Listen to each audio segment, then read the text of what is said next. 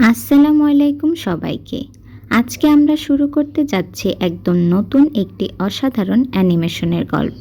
এখানে আমরা দেখব কিভাবে এক সাধারণ ইউনিভার্সিটি স্টুডেন্ট হঠাৎ করে একটি রহস্যময় সিস্টেম পেয়ে যায়। সেই সিস্টেমের সাহায্যে সে শুরু করে নিজের গেম কোম্পানি আর ধীরে ধীরে শূন্য থেকে গড়ে তোলে বিশাল এক গেম সাম্রাজ্য। কিন্তু মজার বিষয় হলো, যেখানে সবাই লাভ করতে চায় সেখানে এই ছেলেটার লক্ষ্যই থাকে ইচ্ছা করে লস করা। তাহলে কিভাবে সে জিরো থেকে হিরো হয়ে ওঠে আর তার এই অদ্ভুত যাত্রায় কি কি ঘটনা ঘটে, সেটাই আমরা আজকে গল্পে দেখতে চলেছি। তাই ভিডিওটি শেষ পর্যন্ত দেখুন। আশা করি গল্পটি আপনাদের অনেক ভালো লাগবে। মানি সিস্টেম এপিসোড 1। একটা সময় চীনে ছিল একটা বিশাল কোম্পানির নাম সাকসেস গ্রুপ। এই কোম্পানির ব্যবসা ছিল এক কথায় বিশাল। গেমস ডেভেলপমেন্ট থেকে শুরু করে internet service, digital hardware, cultural communication, এমনকি ক্যাটারিং, সব কিছুতেই তাদের কাজ ছিল। মানে একটা কমপ্লিট বিজনেস এম্পায়ার। ধীরে ধীরে কোম্পানির ভ্যালু এত বড় হয়ে যায় যে সেটা পৌঁছে যায় শত শত বিলিয়ন ইউয়ান পর্যন্ত। সবাই এই কোম্পানির নাম শুনলেই অবাক হয়ে যেত। আর এই পুরো সাম্রাজ্যের পেছনে যে মানুষটা ছিল তার নাম পে কেয়ান। সে একসময় কিছুই ছিল না, শূন্য থেকে এই কোম্পানি দাঁড় করিয়েছে। তাই সবাই তাকে প্রশংসায় ভরিয়ে দিত। কেউ বলতো incomparable boss, exclusive investment genius, talented game producer আর ইন্ডাস্ট্রির সবচেয়ে স্মার্ট বিজনেস মাইন্ড। সবাই যখন তার নাম নিত তখন চারপাশে শুধু হাততালি শোনা যেত। কিন্তু এই পুরো প্রশংসার ভিড়ে একটা সাংবাদিক হঠাৎ করে তাকে প্রশ্ন করল, পে কেয়ান, আপনার এই বিশাল সাকসেসের সিক্রেট কি?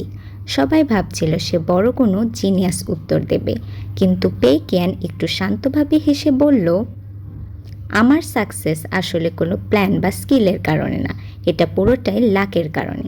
সবাই অবাক। সে আরও বলল, আমি আসলে কখনোই এত বড় হতে চাইনি। তার আসল কথা শুনে সবাই আরও বেশি শকড হয়ে যায়, কারণ তার পরের কথাটা ছিল একেবারে অদ্ভুত। আমি তো শুধু 50,000 ইউয়ান লস করতে চেয়েছিলাম। সময়টা পিছিয়ে যায় 2009 সালে। গল্পটা হঠাৎ করে ফিরে যায় 2009 সালের দিকে। জায়গা হ্যান্ডং ইউনিভার্সিটি, জিংহু সিটি, হ্যান্ডং প্রভিন্স। একটা সাধারণ কলেজ, ডরমিটরি রুম। একজন ছেলে ঘুমোচ্ছে, তার নাম পে কিয়ান। হঠাৎ তার মাথায় জোরে শব্দ হতে থাকে, কেউ তাকে ডাকছে, কিয়ান ওঠো, তাড়াতাড়ি ওঠো, লেট হয়ে যাবে। ছেলেটা ধীরে ধীরে চোখ খুলে দেখে তার বন্ধু মা ইয়াং তাকে টেনে তুলছে। সে একদম কনফিউজড হয়ে যায়। আমি কোথায়? এটা কোন জায়গা, কোন ক্লাস? তার মাথা কাজ করছে না, সব কিছু এলোমেলো লাগছে। চারপাশে তাকিয়ে দেখে এটা তার ইউনিভার্সিটির ডর্ম রুম। আর আজ ঠিক সেই দিন অ্যাসোসিয়েট ডিরেক্টরের ক্লাস আছে আর অ্যাটেন্ডেন্স নেওয়া হবে। কিন্তু তার মাথায় তখন একটা অদ্ভুত অনুভূতি কাজ করছে। সে ভাবছে, আমি কি এটা আগেও দেখেছি? তার স্মৃতিতে ফ্ল্যাশব্যাক আসতে থাকে। হঠাৎ সে বুঝতে পারে সব কিছু খুব পরিচিত লাগছে। আর তখনই তার মাথায় একটা ভয়ঙ্কর চিন্তা আসে, আমি কি 10 বছর পিছনে ফিরে এসেছি? এই চিন্তায় সে পুরো শরীর কেঁপে ওঠে। রহস্যময় সিস্টেমের আগমন। ঠিক তখনই হঠাৎ তার সামনে একটা অদ্ভুত ভিজুয়াল স্ক্রিন ভেসে ওঠে। লেখা দেখা যায় ওয়েলথ কনভার্সন সিস্টেম। স্ক্রিনটা ধীরে ধীরে লোড হতে থাকে। তারপর লেখা আসে, সিস্টেম হোস্টের সাথে কানেক্ট হচ্ছে, লিঙ্কিং সাকসেসফুল। পে কিয়ান একদম অবাক হয়ে যায়। সে বলে ওঠে, এইটা আবার কি সিস্টেম? তার সামনে সব কিছু ডিজিটালভাবে দেখাতে থাকে। সিস্টেমের ডাটা। তার নিজের প্রোফাইল স্ক্রিন ওপেন হয়। Name Pei Qian, age 19, height 178 centimetre, weight 85 KG, initial system fund 50,000 yuan. Pei Qian বুঝে না এই জিনিস আসলে কিভাবে কাজ করবে। সিস্টেমের নিয়ম। সিস্টেম তাকে বিস্তারিত ব্যাখ্যা দেয়। মাঝে মাঝে তাকে কোম্পানির জন্য টাকা দেওয়া হবে। সেই টাকা শুধু বিজনেস অপারেশনের জন্য ব্যবহার করা যাবে। নির্দিষ্ট সময় পর সেটেলমেন্ট হবে। কিন্তু আসল টুইস্ট এখানেই। সেটেলমেন্টের সময় কোম্পানির লাভ এবং লস দুটোই তার পার্সোনাল অ্যাসেটে কনভার্ট হবে। কিন্তু কনভার্সন রেশিও হবে সম্পূর্ণ আলাদা, ভয়ঙ্কর রেশিও। সিস্টেম জানায় profit conversion ratio 100:1, loss conversion ratio 1:1। এর মানে কি দাঁড়ায়? যদি কোম্পানি লাভ করে 100 ইউয়ান, লাভ ইকুয়াল টু মাত্র 1 ইউয়ান নিজের। কিন্তু যদি কোম্পানি লস করে 1 ইউয়ান, লস ইকুয়াল টু পুরো 1 ইউয়ান নিজের। পে কিয়ান ধীরে ধীরে বুঝতে শুরু করে এটা তো আসলে উল্টো একটা সিস্টেম। সবাই যেখানে লাভ করতে চায় সেখানে এই সিস্টেম তাকে বলছে লস করলেই লাভ হবে। কোম্পানির নামকরণ সিস্টেম তাকে বলে আপনার কোম্পানির নাম দিন। পে কিয়ান একটু চিন্তা করে, তার মনে তখন একটা হাসি আসে। সে ভাবে এই কোম্পানি তো আমার হাতে সফল হবেই না, তাহলে নামটা এমন দিই যাতে আইরনি থাকে। তারপর সে বলল নাম হবে সাকসেস। এভাবেই জন্ম নেয় success network technology company limited. Settlement time system জানায় 14 দিনের মধ্যে প্রথম সেটেলমেন্ট হবে। যদি কোনো নতুন প্রোডাক্ট তৈরি না হয় তাহলে সময় বাড়বে। পে কিয়ান এবার পুরো ব্যাপারটা মাথায় ঘোরাতে থাকে। সে অতীত এবং ভবিষ্যৎ দুটোই জানে। সে বুঝতে পারে আগামী 10 বছর আমি কিভাবে চলবো, আমি সেটা জানি। মাস্টার প্ল্যান শুরু। তার মাথায় একটা পরিকল্পনা তৈরি হয়। সে ভাবে লাভজনক প্রজেক্ট থেকে দূরে থাকতে হবে, এমন কিছু করতে হবে যাতে কোম্পানি সবসময় লস করে, আর সেই লস থেকে আমি নিজের টাকা বানাবো। তার চোখে তখন এক অদ্ভুত আত্মবিশ্বাস। সে নিজের মনে বলে এবার আমি সত্যি সত্যি ব্যবসা করব, কিন্তু এমনভাবে যাতে লস হয়। কেন? Game company. সে চিন্তা করে দেখে গেম ইন্ডাস্ট্রি এমন একটা জায়গা, এখানে অনেক টাকা খরচ হয়, সহজে ফেল হতে পারে। ভুল করলে পুরো প্রজেক্ট ডুবে যায়, আর ইনভেস্টমেন্ট নষ্ট করা সহজ। তাই তার কাছে এটা পারফেক্ট জায়গা মনে হয়। সে সিদ্ধান্ত নেয় আমি একটা গেম কোম্পানি বানাবো।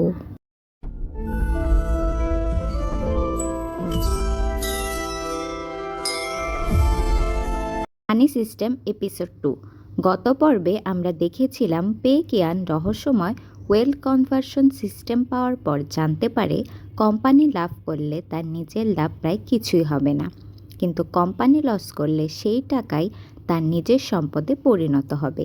তাই সে সিদ্ধান্ত নিয়েছিল ইচ্ছা করেই একটা গেম কোম্পানি খুলবে এবং এমন একটা গেম বানাবে যেটা খেলতে কেউই চাইবে না। এবার দেখা যাক তার সেই অদ্ভুত প্ল্যানের পর কী হয়। পে কিয়ান নিজের রুমে বসে গভীর চিন্তায় পড়ে গেল। সে ভাবছিল একটা গেম বানানো এত কঠিন হবে এটা তো কখনো ভাবিনি। ভাগ্য ভালো ESRO প্ল্যাটফর্ম থাকায় পুরো গেমটা শুরু থেকে বানাতে হচ্ছে না। এই প্ল্যাটফর্মে আগে থেকেই অনেক ধরনের গেম তৈরির টেমপ্লেট, ম্যাপ আর রিসোর্স ছিল। শুধু টাকা দিয়ে সেগুলো কিনে অফিসিয়াল এডিটরের মাধ্যমে একটু এডিট করলে রিভিউ শেষে গেম পাবলিশ করা যায়। পে কিয়ান নিজের মনে হিসাব করলো, আমার হাতে এখন সিস্টেমের দেওয়া 50,000 ইউয়ান আছে। এই পুরো টাকাটা যদি এমন একটা বাজে গেম বানাতে খরচ করি যেটা কেউই কিনবে না, তাহলে 2 সপ্তাহ পর সব টাকা লস হয়ে যাবে, আর সেই লসের টাকাই তো আমার নিজের হয়ে যাবে। এই চিন্তা করে সে কোনো দেরি না করে রিসোর্স কেনা শুরু করলো। প্রথমেই সে কিনে নিল একটা ড্রাইভিং সিমুলেশন টেমপ্লেট, দাম প্রায় 20,000 ইউয়ান। সঙ্গে আবার গাড়ির জন্য কিছু স্টিকারও ফ্রি ছিল। এরপর সে দেখল একটা ডিজার্ট রোড সিন টেমপ্লেট, দাম 23,000 ইউয়ান। অনেকেই এত দাম দেখে পিছিয়ে যেত, কিন্তু পে কিয়ান মুখে তখন হাসি। সে বলল যত বেশি দাম আমার জন্য ততই ভালো। এক ক্লিকেই সেটাও কিনে ফেলল। এরপর গেমে একটু শব্দ যোগ করার জন্য মিউজিক রেডিও কিনল 6,000 ইউয়ান দিয়ে। সবশেষে তার কাছে মাত্র 1,000 ইউয়ান বাকি রইল। সেই টাকাও নষ্ট করার জন্য সে গেমে একটা র্যাঙ্কিং লিস্ট ফিচার যোগ করলো। এখন তার হাতে আর 1 টাকাও অবশিষ্ট নেই। সব কিছু যোগ করার পর সে কিছুক্ষণ গেমটার দিকে তাকিয়ে রইল। তারপর বলল না, এখনও মনে হচ্ছে কিছু একটা কম আছে। সে বুঝতে পারল শুধু গাড়ি চালানোর গেম বানালে হয়তো প্ল্যাটফর্ম এটা রিজেক্ট করে দিতে পারে। হঠাৎ তার মাথায় একটা আইডিয়া এলো। সে নিজের মনে হেসে বলল পেয়েছি। এরপর সে গেমে এমন একটা নিয়ম যোগ করলো যাতে গেম শেষ করতে হলে প্লেয়ারকে টানা 8 ঘন্টা মরুভূমির রাস্তা ধরে শুধু গাড়ি চালাতে হবে। মাঝে মাঝে আবার রাস্তা বাঁক নেবে যাতে প্লেয়ার ঘুমিয়ে না পড়ে। এই আইডিয়া মাথায় আসতে সে নিজের প্রশংসা নিজেই করতে লাগলো, আমি তো একেবারে জিনিয়াস। প্রায় 2 ঘন্টা ধরে সবকিছু ঠিকঠাক করার পর অবশেষে গেমটা তৈরি হয়ে গেল। পে কিয়ান খুশি হয়ে বলল এবার অন্তত গেমটা অন্য সব গেম থেকে আলাদা হয়েছে, আশা করি এবার রিভিউ পাস করবে।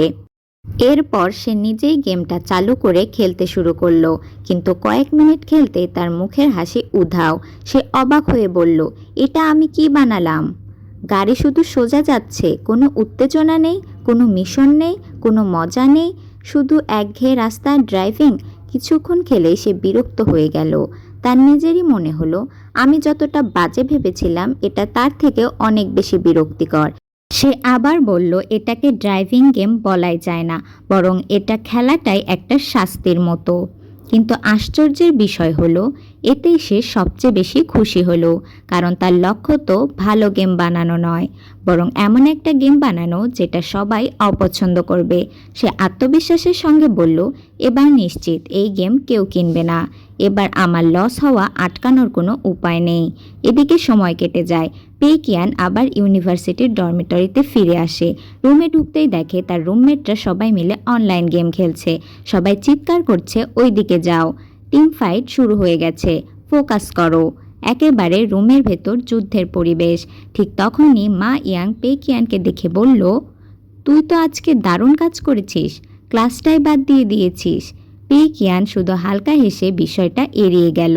এরপর সে বন্ধুদের গেম খেলতে দেখতে লাগলো। টিম ফাইটের সময়ও মা ইয়াং ঠিকমতো খেলতে পারছিল না। ফলাফল পুরো টিম ম্যাচ হেরে গেল। মজার ব্যাপার হলো নিজের ভুল না দেখে সবাই একে অপরকে দোষ দিতে শুরু করলো। কেউ বলছে এভাবে খেললে কিভাবে জিতবো, আবার কেউ বলছে তুই কি সত্যি সিরিয়াসলি খেলছিলি। পুরো রুমে তখন হাসাহাসির পরিবেশ তৈরি হয়ে গেল। পেকিয়ান তখন নিজের পুরনো বন্ধু মা ইয়াংয়ের দিকে তাকিয়ে ভাবতে লাগলো। সে জানে মা ইয়াং খুবই ভালো মানুষ, সব সময় হাসি খুশি থাকে, পড়াশোনায়ও মাঝামাঝি, আবার গেম খেলাতেও খুব একটা ভালো না। এক কথায় একদম সাধারণ একজন ছেলে। ম্যাচ শেষ হওয়ার পর সবাই আবার নতুন ম্যাচ খেলতে চাইলো, কিন্তু পেকিয়ান মাথা নেড়ে বলল, না আজ আর না, আমার ঘুম পাচ্ছে, আমি আগে ঘুমাবো। আসলে তার মাথায় তখন শুধু একটাই চিন্তা, আর মাত্র 2 সপ্তাহ, তারপর আমার 50,000 ইউয়ান নিজের হয়ে যাবে। এই চিন্তা করতেই তার মুখে হাসি ফুটে উঠল। অন্যদিকে রাজধানীর একটি অ্যাপার্টমেন্টে বসেছিলেন গেমিং দুনিয়ার জনপ্রিয় কন্টেন্ট ক্রিয়েটর কিয়াও লিয়াং। তিনি সুইট পটাটো ওয়েবসাইটের মিস্টার কিয়াও নামে পরিচিত। তিনি প্রতিদিন নতুন নতুন গেম খেলে সেগুলোর রিভিউ ভিডিও বানাতেন, কিন্তু সেদিন কোনো ভালো গেমই খুঁজে পাচ্ছিলেন না। তিনি দীর্ঘশ্বাস ফেলে বললেন, এভাবে চলতে থাকলে এই মাসে কোনো ভালো ভিডিওই বানাতে পারবো না। ঠিক তখনই হঠাৎ তার চোখে পড়ল একটা অদ্ভুত গেম, নাম লোনলি ডেজার্ট রোড। নিচে লেখা ছিল, a simulated driving journey to think about life. আর সবচেয়ে অবাক করার বিষয় হলো গেমটার দাম মাত্র 1 ইউয়ান। কিয়াও লিয়াং অবাক হয়ে বললেন, 1 ইউয়ানের গেম, আবার দাবি করছে এটা নাকি মানুষকে জীবন নিয়ে ভাবতে শেখাবে। তিনি একটু হেসে বললেন, দেখি তো এত সস্তা একটা গেম এমন কি আছে। এই কৌতূহল থেকেই তিনি কোনো দেরি না করে গেমটা কিনে ফেললেন। কিন্তু তিনি তখনও জানতেন না এই 1 ইউয়ানের গেমটাই খুব শিগগিরই তার পুরো ধারণা বদলে দিতে চলেছে।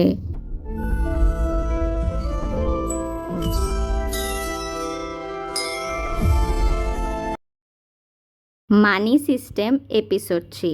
মিস্টার কিয়াও কৌতূহল সামলাতে না পেরে নিজের কম্পিউটার স্ক্রিনের দিকে তাকিয়ে একটা গভীর দীর্ঘশ্বাস ফেললেন। গেমিং দুনিয়ায় তিনি মিস্টার কিয়াও নামে বেশ জনপ্রিয়। প্রতিদিন হাজার হাজার মানুষ তার গেম রিভিউ দেখার জন্য অপেক্ষা করে, কিন্তু ইদানিং ভালো কোনো গেম না পাওয়ায় তার চ্যানেলের ভিউ কমে যাচ্ছিল। ঠিক তখনই তার চোখে পড়েছিল মাত্র 1 ইউয়ানের এই গেমটি, যার ট্যাগলাইন ছিল lonely desert road, a simulated driving journey to think about life. মাত্র 1 ইউয়ানের একটা গেম কিভাবে মানুষকে জীবন নিয়ে ভাবতে শেখাতে পারে, এই চরম কৌতূহল থেকেই তিনি আর দেরি না করে গেমটি ডাউনলোড করে নিলেন। কিন্তু গেমের ভিতরে ঢোকার পরেই তার পুরো কপাল জমে গেল। গেমের মূল ইন্টারফেসে ঢোকার পর সেখানে কোনো চমৎকার অ্যানিমেশন বা আকর্ষণীয় মেনু ছিল না। স্ক্রিনে ভেসে উঠল পেইকিয়ানের তৈরি করা সেই অতি সাধারণ, সস্তা আর কুৎসিত মরুভূমির ম্যাপ। চারপাশের গ্রাফিক্স এতটাই ফালতু ছিল যে মনে হচ্ছিল যেন 90 দশকের কোনো ভাঙাচোরা গেম। স্ক্রিনের এক কোণে গাড়ির বডিতে কিছু ফালতু আর সস্তা স্টিকার লাগানো ছিল, যা দেখতে অত্যন্ত বিশ্রী লাগছিল।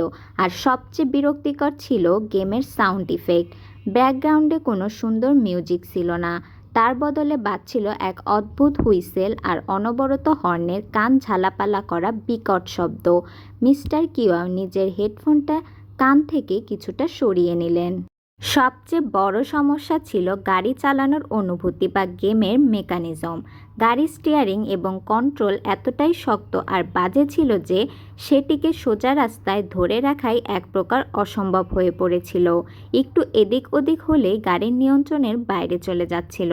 মিস্টার কিয়াও বিরক্ত হয়ে একটা দীর্ঘশ্বাস ফেলে মাউস আর কিবোর্ড শক্ত করে ধরলেন। তিনি মনে মনে নিজেকে সান্ত্বনা দিয়ে বললেন, আমি লাইফে কত ফালতু সস্তা আর থার্ড ক্লাস গেম দেখেছি, আমার মতো অভিজ্ঞ গেম রিভিউয়ারের কাছে এগুলো কোনো ব্যাপারই না। দেখি না এই গেমের ভেতরে আর কী কী আবর্জনা লুকিয়ে রেখেছে। কিন্তু দেখতে দেখতে প্রায় আধা ঘন্টা সময় পার হয়ে গেল। মিস্টার কিয়াও একটানা গাড়ি চালিয়ে যাচ্ছেন, অথচ গেমের ভেতরে নতুন কিছুই হচ্ছে না।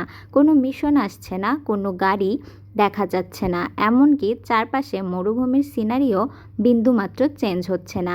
গাড়ি শুধু একটা অন্তহীন সোজা রাস্তা দিয়ে ধুলো উড়িয়ে মরুভূমির উপর দিয়ে এগিয়ে যাচ্ছে।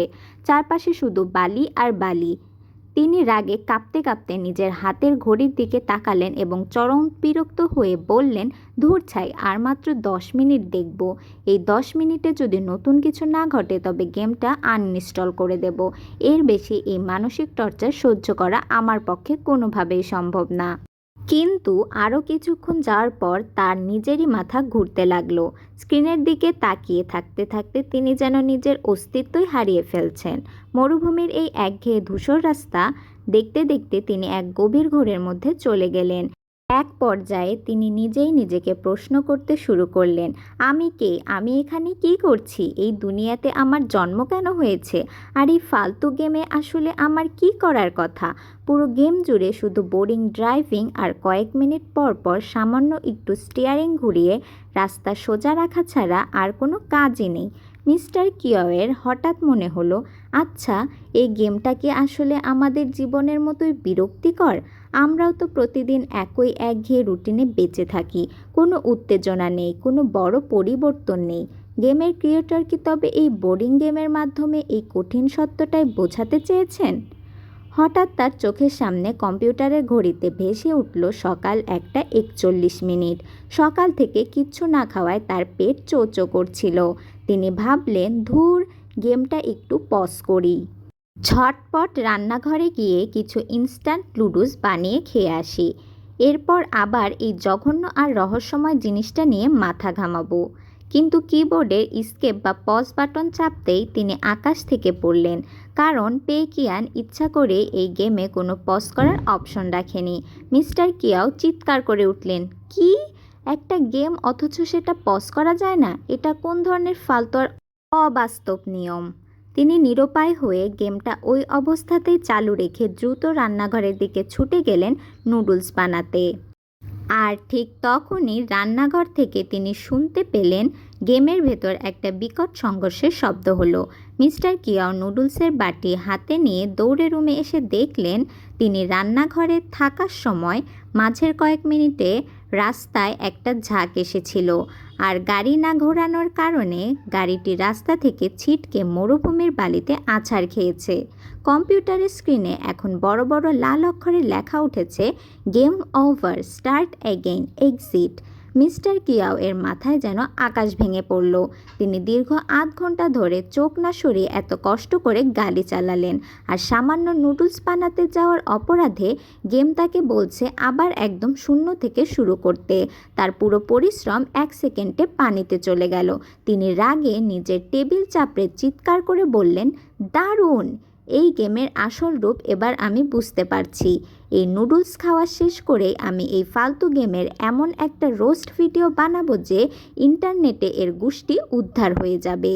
মানুষকে সাবধান করে দেব যাতে কেউ এই ফাঁদে পা না দেয়।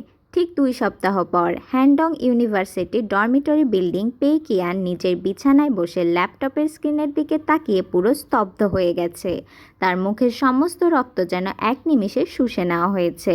তার চোখের সামনে ভেসে উঠছে মিস্টার কিয়াও এর বানানো সেই বহু প্রতীক্ষিত ভিডিও রিভিউ, যা ইতিমধ্যেই পুরো ইন্টারনেটে আগুন লাগিয়ে দিয়েছে। ভিডিওতে মিস্টার কিয়াও গম্ভীর গলায় ব্যাকগ্রাউন্ডে একটা দুঃখের মিউজিক বাজিয়ে বলছেন, বন্ধুরা, আপাত দৃষ্টিতে এই গেমটিকে অত্যন্ত ফালতু মনে হলেও এটি আসলে একটি মাস্টারপিস। এই ৮ ঘন্টার দীর্ঘ মরুভূমির যাত্রায় আপনাকে সব সময় স্ক্রিনের দিকে তাকিয়ে থাকতে হবে। আপনি ১ সেকেন্ডের জন্য চোখ সরাতে পারবেন না, কারণ প্রতি কয়েক মিনিট পরপরই একটা করে বিপজ্জনক বাঁক আসবে। আপনি যদি ঠিক সময়ে গাড়ি না ঘোরান তবে আমি অত্যন্ত দুঃখিত। আপনি ব্যর্থ হবেন এবং গেম আবার একদম শুরু থেকে চালু হবে। এটি আমাদের শেখায় যে জীবনে অসতর্ক হলেই কিভাবে মানুষ ছিটকে পড়ে। মিস্টার কিয়াও ভিডিওর শেষ অংশে আবেগঘন কণ্ঠে আরও বলেন, তবে সবচেয়ে অদ্ভুত আর চমৎকার বিষয় হলো গেমের শেষের এই ট্রোল লাইনটি। আপনি যদি ধৈর্য ধরে টানা ৮ ঘন্টা গাড়ি চালিয়ে গেমটি শেষ করতে পারেন তবে স্ক্রিনে লেখা ওঠে অভিনন্দন, আপনি সফলভাবে আপনার জীবনের ৮টি মূল্যবান ঘন্টা নষ্ট করেছেন। সত্যি বলতে এই লাইনটি আমাকে স্তব্ধ করে দিয়েছে। গেমের ডেভেলপার আসলে আমাদের বোঝাতে চেয়েছেন যে আমরা জীবনের পেছনে যত ছুটছি দিন শেষে তা এক পরম শূন্যতা ছাড়া আর কিছুই নয়। এই গেমটা মানুষকে নিজের জীবন নিয়ে গভীর চিন্তা করতে বাধ্য করে। এটা খেলার পর আমিও আমার জীবনের আসল অর্থ নিয়ে নতুন করে ভাবছি। পেইকিয়ান কাঁপতে কাঁপতে মাউস স্ক্রল করে নিচের কমেন্ট সেকশন দেখতে গেল। সেখানে মন্তব্যের এক বিশাল বন্যা বয়ে গেছে। একজন নেটিজেন লিখেছেন, আমি মিস্টার কিয়াওয়ের এই ভিডিওটি ১ সেকেন্ডও না টেনে পুরোটা দেখেছি। গেমের এই গভীর দর্শন দেখে আমার চোখে জল চলে এসেছে। এখন আমিও একা ঘরে বসে নিজের জীবনের আসল মানে খোঁজার চেষ্টা করছি। আরেকজন আবেগ দিয়ে কমেন্ট করেছে, ভিডিওটি দেখার সাথে সাথে আমি মাত্র ১ ইউয়ান দিয়ে গেমটি কিনে ফেলেছি। আমার মনে এক অদ্ভুত শান্তি কাজ করছে। আমার বিশ্বাস এই একঘেয়ে মরুভূমির মাঝেই আমি আমার জীবনের প্রকৃত উদ্দেশ্য খুঁজে পাব। অন্য একজন লিখেছে, আজকের দিনে যেখানে বড় বড় কোম্পানি হাজার হাজার টাকা হাতিয়ে নিচ্ছে সেখানে মাত্র ১ ইউয়ানে এত বড় জীবন দর্শন শেখা যাচ্ছে। এটা তো পয়সা উসুল ডিল। স্যালুট গেম ক্রিয়েটরকে। পেইকিয়ান নিজের ২ হাত দিয়ে মাথা চেপে ধরে মেঝেতে বসে পড়ল। মিস্টার কিয়াও এর এই রোস্ট ভিডিওটা উল্টো কাজ করেছে। দর্শকরা সেটিকে নেতিবাচকভাবে না নিয়ে গেমের ভেতর এক গভীর দার্শনিক অর্থ খুঁজে বের করছে। আর এর ফলে পুরো ইন্টারনেট দুনিয়ায় এই গেম নিয়ে এক অভূতপূর্ব ক্রেজ বা তুলকালাম কাণ্ড শুরু হয়ে গেছে। চীনের হাজার হাজার গেমার এখন এই গেমটি হুমড়ি খেয়ে কিনছে। পেইকিয়ানের চোখ কপালে উঠে গেল। সে নিজের মনে চিৎকার করে বলতে লাগলো, এই দুনিয়াটার কি হয়েছে? তোমরা সবাই কি পাগল হয়ে গেছো? নাকি আমি নিজে পাগল হয়ে গেছি? আমি লাখ লাখ টাকা লস করার জন্য এত ফালতু একটা গেম বানালাম, আর একজন বড় কন্টেন্ট ক্রিয়েটর সেটা নিয়ে ভিডিও বানিয়ে রাতারাতি এটাকে ভাইরাল করে দিল। পেইকিয়ান এই মহামারী থামাতে আর সহ্য করতে না পেরে নিজেই অফিসিয়াল গেম ক্রিয়েটরের অ্যাকাউন্ট থেকে লগ ইন করে কমেন্ট বক্সে গিয়ে বড় বড় অক্ষরে লিখল, সবাই শান্ত হন, আমি এই গেমের মেকার। আমি আপনাদের হাত জোর করে বলছি, আমি সেলফ বোর হচ্ছিলাম আর সময় নষ্ট করার জন্য এই ফালতু গেমটা বানিয়েছি। এর পেছনে কোনো গভীর দর্শন বা অর্থ লুকিয়ে নেই। দয়া করে কেউ এটা কিনে আপনাদের কষ্টার্জিত টাকা নষ্ট করবেন না। এটা একদমই ওয়ার্থ ইট না। কিন্তু ইন্টারনেটের পাবলিক এই কমেন্ট দেখে পেইকিয়ানকে আরও বড় জিনিয়াস মনে করলো। তারা নিজে হাজার হাজার রিপ্লাই দিয়ে বলল, আরে বস, এত বিনয়ী হওয়ার কোনো দরকার নেই। আমরা জানি মহান শিল্পীরা নিজেদের কাজকে সাধারণই মনে করেন। আমরা যারা একটু অন্যরকম আর গভীর অর্থপূর্ণ গেম পছন্দ করি, আমাদের এটা কলিজায় লেগেছে। এই নাও আমার ১ ইউয়ান, নিজের কাছে রাখো। আরেকজন অতি উৎসাহী হয়ে বলল, আরে ভাই, এই গেমের মোবাইল ভার্সন কবে আসবে? আমি অলরেডি গেমটা নিজে কিনে আমার ৪ বন্ধুকেও গিফট করেছি, যাতে আমরা সবাই মিলে জীবনের অর্থ খুঁজতে পারি। ঠিক তখনই পেইকিয়ানের চোখের সামনে এক তীব্র নীল আলো ঠিকরে বের হয়ে এলো এবং ওয়েলথ কনভার্সন সিস্টেমের স্ক্রিনটি ভেসে উঠল।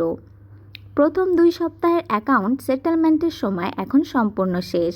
Initial system fund ৫০,০০০ yuan, current system fund ১,২৫,৪৬৩.৫ yuan, plus ৭৫,৪৬৩.৫ লাভ।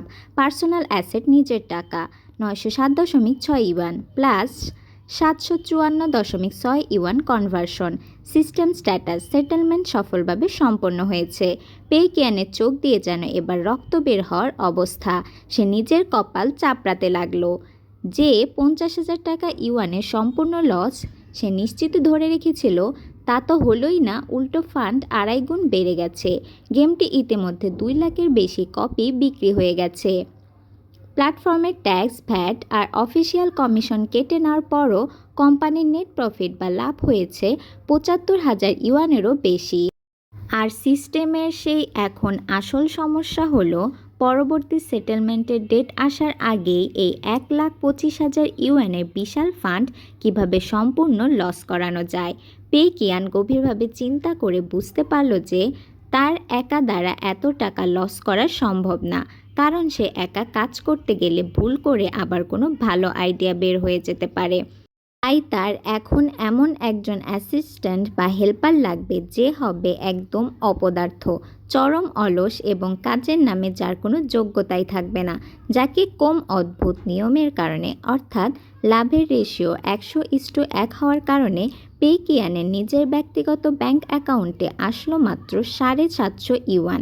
যেখানে সে লস করিয়ে পুরো 50,000 ইউয়ান নিজের পকেটে ভরতে চেয়েছিল, সেখানে সে পেল মাত্র কয়েকশো ইউয়ান। পে কিয়ান চরম হতাশায় ভেঙে পড়ল, কিন্তু সে সহজে হার মানার পাত্র নয়। সে দ্রুত নিজের মনের ভেতর একটা জরুরি কাল্পনিক মিটিং ডাকলো। সে নিজেকে সান্ত্বনা দিয়ে বলল, শান্ত হও পে কিয়ান, শান্ত হও। আমি অফিসিয়ালি এই জরুরি মিটিং শুরু করছি। যা হওয়ার হয়ে গেছে, অতীত নিয়ে এখন আর আফসোস করে লাভ নেই। আমাদের সামনে আরও অনেক সময় আছে। এখন আসল সমস্যা হলো পরবর্তী সেটেলমেন্টের ডেট আসার আগেই এই 1,25,000 ইউয়ানের বিশাল ফান্ড কিভাবে সম্পূর্ণ লস করানো যায়। পে কিয়ান গভীরভাবে চিন্তা করে বুঝতে পারল যে আর একা দ্বারা এত টাকা লস করা সম্ভব না, কারণ সে একা কাজ করতে গেলে ভুল করে আবার কোনো ভালো আইডিয়া বের হয়ে যেতে পারে। তাই তার এখন এমন একজন অ্যাসিস্ট্যান্ট বা হেল্পার লাগবে যে হবে একদম আস্ত অপদার্থ, চরম অলস এবং কাজের নামে যার কোনো যোগ্যতাই থাকবে না, যাকে কোম্পানির বড় পদের দায়িত্ব দিয়ে মোটা অঙ্কের বেতনও দেওয়া যাবে, আবার সে নিজেও বোকামি দিয়ে পুরো কোম্পানির 12টাও বাজিয়ে দেবে। এমন একজন মানুষ থাকলে কোম্পানি খুব সহজেই দেউলিয়া হয়ে যাবে আর লসের টাকা পে কিয়ানের নিজের হয়ে যাবে। কিন্তু এই বাস্তব দুনিয়ায় এমন পারফেক্ট অপদার্থ আর বিশ্বাসী মানুষ সে কোথায় পাবে, যাকে সে চেনে? ঠিক তখনই ডরমিটরির কাঠের দরজাটা প্রচণ্ড শব্দে খুলে গেল এবং ঘরের ভেতর পা রাখল তার বন্ধু মা ইয়াং। তার হাতে ছিল পে কিয়ানের জন্য ক্যান্টিন থেকে কিনে আনা দুপুরের গরম খাবারের প্যাকেট। মা ইয়াং ঘরে ঢুকেই বলল, কিয়ান, তুই তো আজ সারাদিন বিছানা থেকেই নামিসনি। এই নে, তোর জন্য খাবার নিয়ে এসেছি, খেয়ে নে। মা ইয়াংকে দেখা মাত্রই পে কিয়ানের চোখের মণি চকচক করে উঠল। তার মাথায় যেন এক তীব্র আলোর ঝলকানি দিয়ে গেল। সে মনে মনে আনন্দের চোটে নাচতে লাগলো। আরে মা ইয়াং, ও তো গেমের অক্ষরটাও বোঝে না, পড়াশোনাতেও সবসময় পিছনের সারিতে থাকে, আর যখনই ডরমিটরিতে আমাদের সাথে গেম খেলে সবসময় ভুলভাল চাল দিয়ে নিজের টিমকে ডুবিয়ে ম্যাচ হারায়। তো সেই কাঙ্ক্ষিত অমূল্য রতন, যাকে এই মুহূর্তে আমার সবচেয়ে বেশি দরকার, ওই পারবে আমার এই নতুন কোম্পানিকে দ্রুত ধ্বংস করতে। পে কিয়ান বিছানা থেকে এক লাফে নেমে মা ইয়াংকে শক্ত করে জড়িয়ে ধরল। মা ইয়াং খাবারের প্যাকেট হাতে নিয়ে পুরো ভ্যাবাচেকা খেয়ে গেল। পে কিয়ান অত্যন্ত আবেগঘন গলায় বলল, দোস্ত মা কিয়াং, তোকে যে কি বলে ধন্যবাদ দেব আমি জানি না। তুই পাশে থাকলে আমি এবার নিশ্চিত লাইফে মস্ত বড় কিছু একটা করতে পারবো। আজ থেকে তুই আমার সাধারণ কেউ নোস, তুই আমার কোম্পানির একমাত্র আশা ভরসা। মা ইয়াং 2 হাত উঁচিয়ে খাবারের প্যাকেটটা কোনো মতে বাঁচিয়ে পুরো হাঁ হয়ে পে কিয়ানের মুখের দিকে তাকিয়ে রইল। সে অত্যন্ত অবাক হয়ে মনে মনে ভাবল, কি ব্যাপার, এই ছেলেটা কি আজ ক্লাস বাঙ্ক মেরে সারাদিন না খেয়ে থাকার কারণে ক্ষুধার চোটে পুরোপুরি পাগল হয়ে গেল নাকি?